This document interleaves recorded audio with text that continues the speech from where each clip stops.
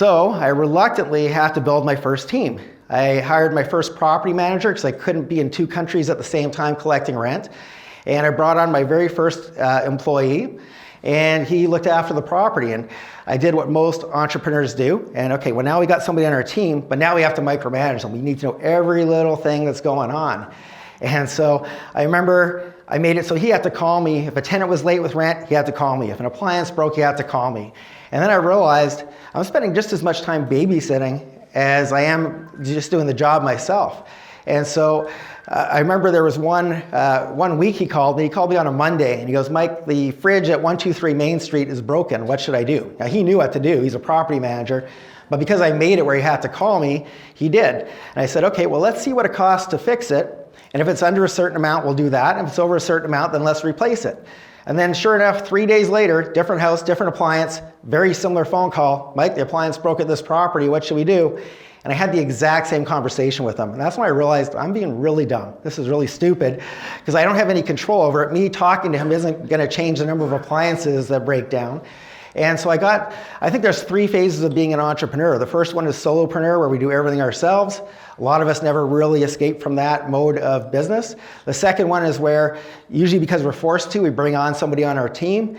We micromanage them to death. And then the third phase is the freedom phase, and if you manage to get there, that's where you actually have your dream team that you trust, that they're looking out for you, they've got your back. You, of course, have to, in return, take good care of your team. And if you do that, then you get your life. And so if I could go back to my younger self, I would have started with property managers right from the get-go, because he was actually treating it like a business. I was treating it like a hobby, because I thought, the best way to be a property manager, if you make friends with your tenants, they're never going to not pay you, right? They're your friends. That is the dumbest piece. Don't ever listen to that advice I just gave you. Don't ever do that. Because they would call me up, and I'm very heart-centered, and they'd say, hey, Mike, I don't get paid till Friday. Can you hold off a few days? I'd always say yes, no problem, we'll wait till Friday. Friday would come, and then it's like, hey, my car broke down. Can you give me another week? And then there'd always be another thing. And pretty soon they're a month behind, 2 months behind, 6 months behind, and now your friends haven't given you a dime of rent. Now my property manager, on the other hand, in Vegas, just one sec. My property manager in Vegas, he treated it like a business. He only gets paid if he collects rent. And so we would play good cop, bad cop. He would say to the tenant, you know what, if it was up to me, I'd let it slide till Friday. But the owner, it's this grumpy old man, and of course the tenants didn't know me. It's this grumpy old, well, I kind of am, but it's this grumpy old man, and if I don't collect rent, he's gonna fire me, he's gonna kick you out of the property, but if you can pay by tomorrow, I won't even tell him you had this conversation. And so he managed to collect a lot more rent, even after I paid him 10% of the rent to do what he did, to do his work. I made a lot more money letting him do what he did than I ever did collecting it on my own. And then I started to realize, why am I doing this? So I immediately hired a property manager back home in Canada, let them take over my Canadian assets, and then I started to get my life back. But then I also started to see, well, what else am I doing in my business that could be done by somebody else?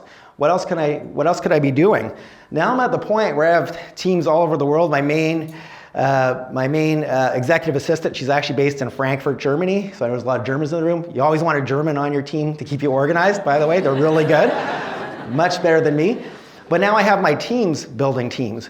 Eva in Frankfurt, actually, we have a team that she built in the Philippines that does all my marketing for me and whenever we need a website, whenever we need a logo.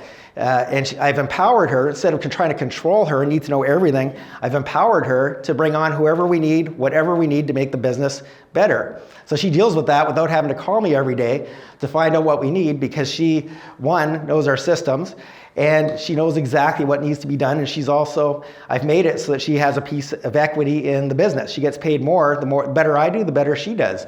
So she's got some skin in the game. Hey, Mike Wolf here. Today I'm in a place called Bansko, which is in Bulgaria, Eastern Europe.